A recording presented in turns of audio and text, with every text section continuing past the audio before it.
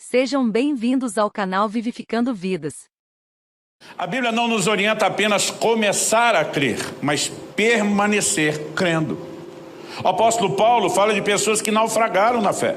Elas começaram bem, como ele diz aos Gálatas, vocês começaram bem. Quem os impediu de continuar correndo? Então não é apenas a forma como eu e você começamos, mas nós precisamos entender a maneira como continuamos e terminamos. Quando Paulo diz, eu guardei a fé, não faz o menor sentido alguém declarar, guardei a fé, se não é possível perder a fé. Eu vejo muita gente tentando negar a possibilidade de perder a fé. A própria declaração de Paulo de um naufrágio. Alguém entrava num navio atracado num porto, com o propósito de fazer uma jornada que, concluída, o permitiria, desembarcar no porto, no destino, com segurança. O que era o naufrágio? É quando essa jornada era abortada. Ele pega esse meio de transporte conhecido da época, usa como uma figura para falar da fé, que muitos não estão terminando a jornada, estão perecendo no caminho.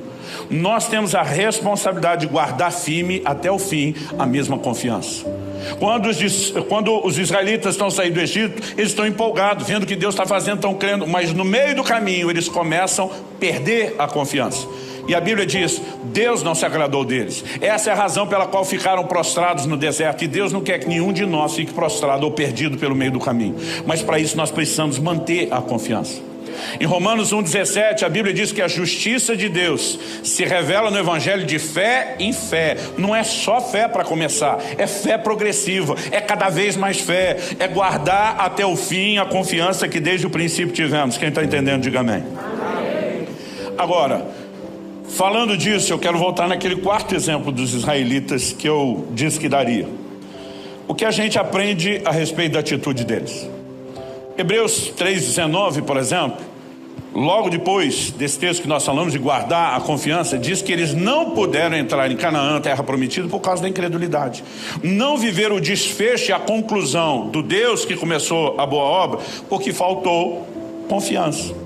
Agora, em Deuteronômio, a palavra Deuteronômio significa segunda lei ou repetição da lei. Então no livro de Deuteronômio você vai ter a repetição não só dos principais mandamentos, mas do que a gente pode chamar dos highlights, os melhores e piores momentos da saída de Israel do Egito até a chegada em Canaã. Logo no capítulo 1 de Deuteronômio, dos versos 26 a 32, Moisés fala a respeito da atitude deles e diz assim, porém vocês não quiseram ir. Está falando na hora que era para entrar na terra prometida.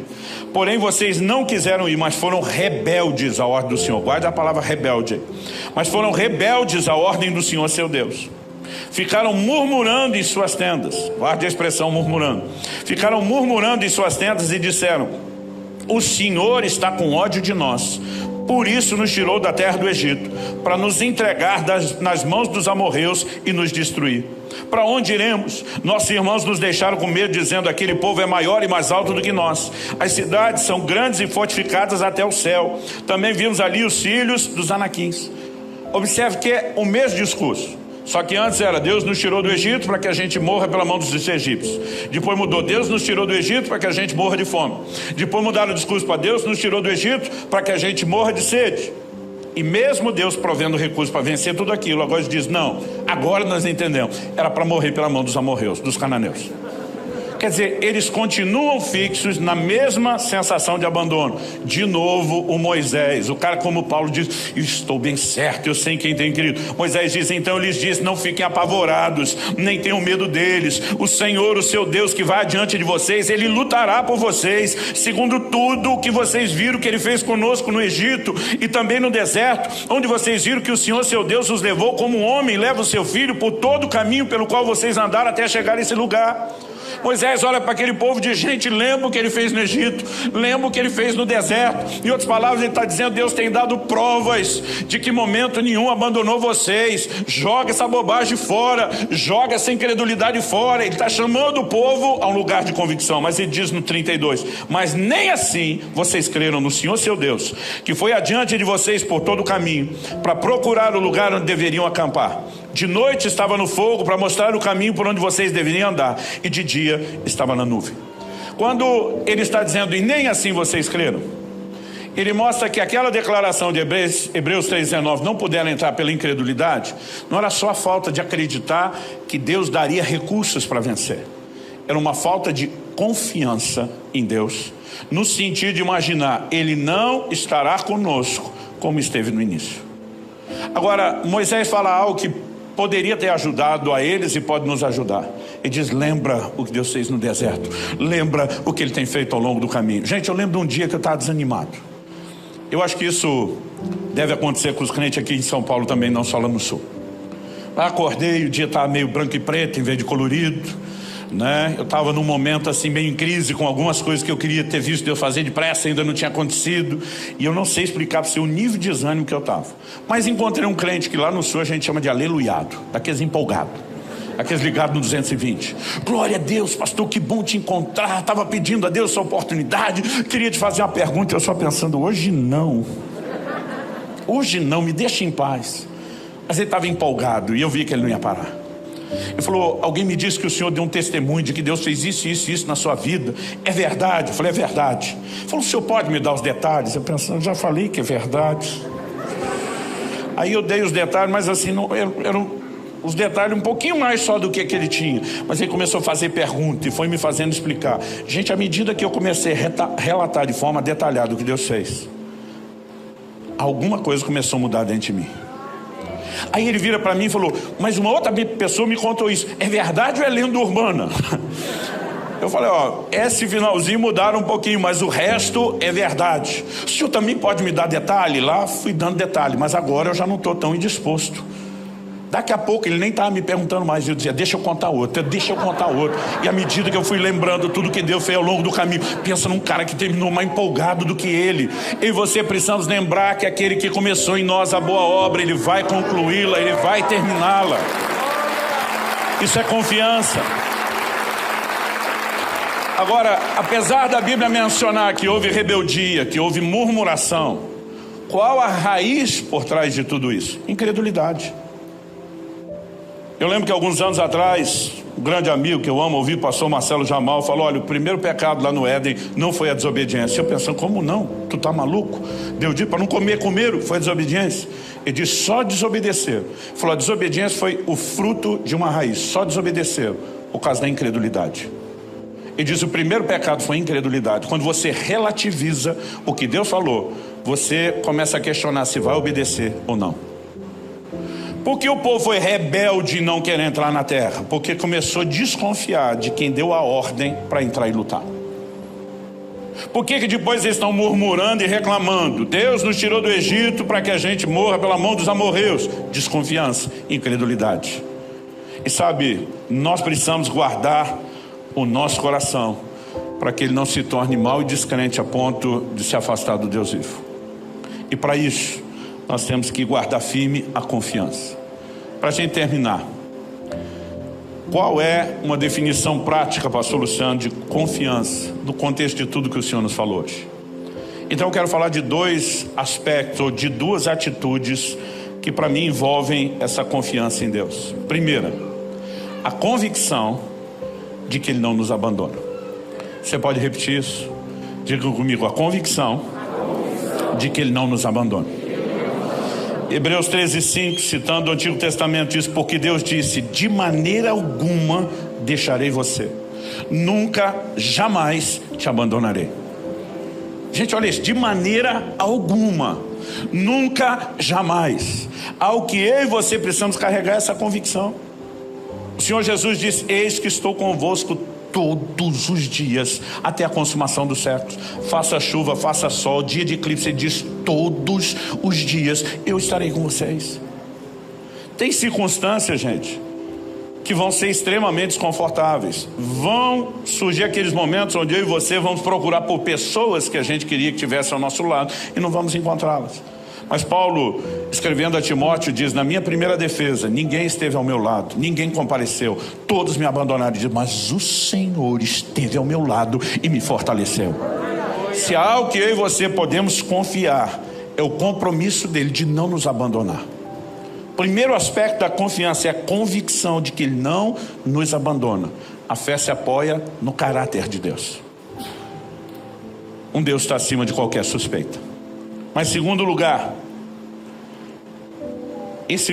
é a decisão de não desistir de Deus. Ou seja, se Ele não me abandona, não há motivos para que eu o abandone. Se eu confio no caráter dele, eu não desisto dele. Eu vi amigos na adolescência desistirem da caminhada de fé, desviarem, porque diziam, em algum momento não vou aguentar mesmo, eu vou chutar o balde, daí Deus vai me chutar fora, então já estou antecipando. Eu dizia para os caras, se ele me chutar, ele que me chute com força, senão eu agarro no pé dele e não largo de jeito nenhum. Sabe, nós precisamos de uma decisão de não desistir, de não abandoná-lo também. Olha o que Hebreus 10, de 35 a 39 diz sobre isso. Ele diz, portanto, não percam a confiança de vocês, porque ela tem grande recompensa.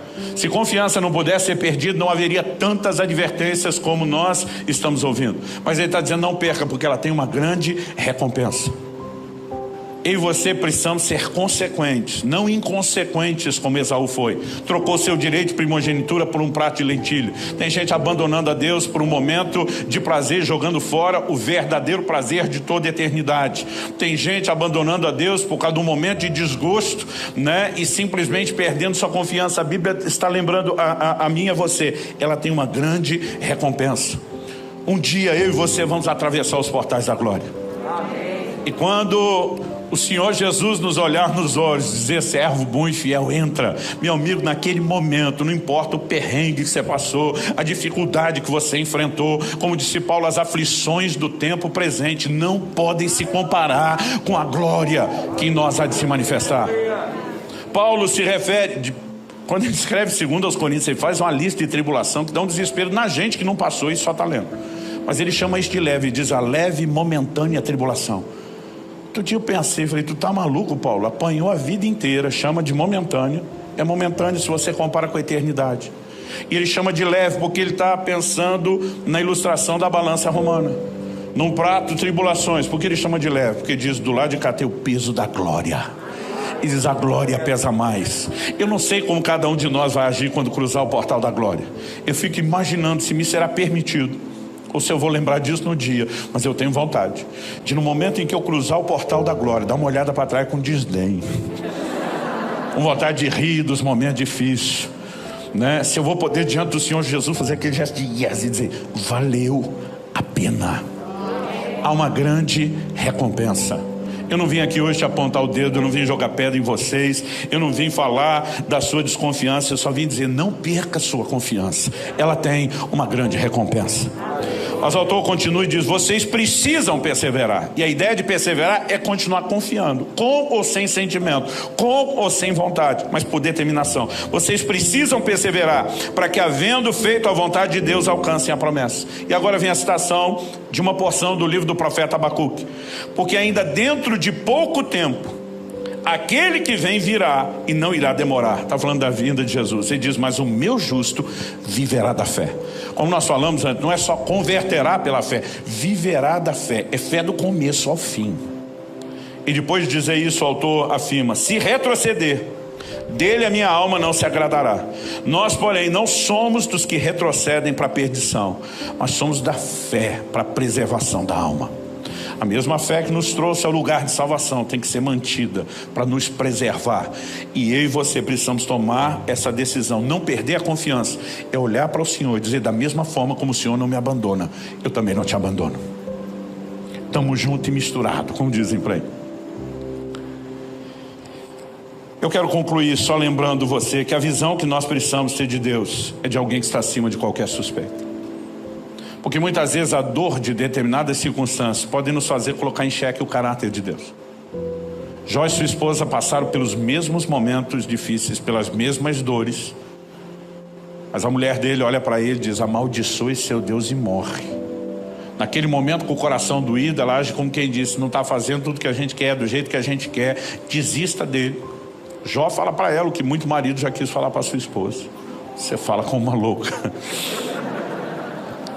Não só você vai encontrar no livro de Jó frases como, ainda que ele me mate, eu louvarei, mas você vai encontrar a declaração, eu sei que o meu Redentor vive e ele há de se levantar sobre a terra. É como se ele dissesse, estou entendendo nada do que está rolando, mas eu confio nessa pessoa.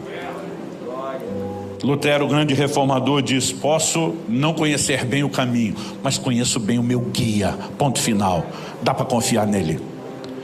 E quando nós decidimos andar com a fé e confiança se apoia no caráter de Deus, as coisas são mais simples. E se eu e você em algum momento começarmos a olhar pela circunstância e tentar julgar Deus por ela, nós vamos nos meter em problemas. Quando a nação de Israel viveu o ápice da apostasia, a ponto de serem julgados e viverem no cativeiro babilônico, muitos deles começaram a dizer: acabou a nossa esperança. Se um dia tivermos oportunidade de restauração, agora não tem mais. E aí Deus retruca eles. Jeremias 29:11, Deus diz: ei, eu é que sei os pensamentos que eu tenho a respeito de vós. Deus está dizendo: vocês não sabem nada a respeito de mim. Na minha cabeça ainda imagino, não sabe de nada, inocente. E diz: eu é que sei, são pensamentos de bem e não de mal, para vos dar um futuro e uma esperança. No pior momento que eles viviam, diz: agora acabou, agora lascou tudo. Ele está dizendo: se vocês se voltarem para mim, eu continuo sendo aquele que começou e que quer terminar. Da minha parte eu não abandono. Da minha parte eu sou o mesmo. Eu continuo e permaneço o mesmo. E vocês precisam acreditar nisso. Eu quero que você se coloque em pé para nós orarmos. Mas antes de orar, eu quero falar uma última coisa que me inspira. Quando Elias foi levado ao céu, os filhos dos profetas procuram Eliseu e dizem: deixa a gente procurar o corpo do homem de Deus. Pode ser que Deus jogou ele num monte, num vale. E Eliseu fica dizendo para eles: deixa disso. Eles insistem, Eliseu: deixa quieto. A Bíblia diz que apertaram tanto com ele que ele diz: vai. Depois de 3 dias de busca, aquela turma volta e diz: nós não encontramos o corpo. E aí Eliseu faz o papel da mulher no casamento. Eu não falei? Eu não disse. Todo marido sabe, se não ouvir o conselho da esposa, tem a grande chance da história terminar desse jeito. O cara diz: eu falei, eu te disse. O que é que está por trás dessa história? Aqueles caras estão dizendo: Deus pegou Elias para descartar em algum canto. Eliseu está tentando dizer: vocês estão malucos? Deus não trata nenhum de nós como se fosse um copinho plástico descartável que depois de tomar água joga fora. Aquele que começou a boa obra há de terminá-la. Ele não toma o Elias para jogar no meio do caminho. Ele não tira um povo do Egito para simplesmente abandoná-los no deserto. Ele não tirou e não chamou a mim e a você, a não ser com a intenção de manifestar que fiel é quem chama, o qual também fará. E que aquele que começou a boa obra há de terminá-la. Gostou desse vídeo? Se inscreva, deixe seu like e compartilhem, para que essa palavra possa edificar mais vidas. Deus abençoe.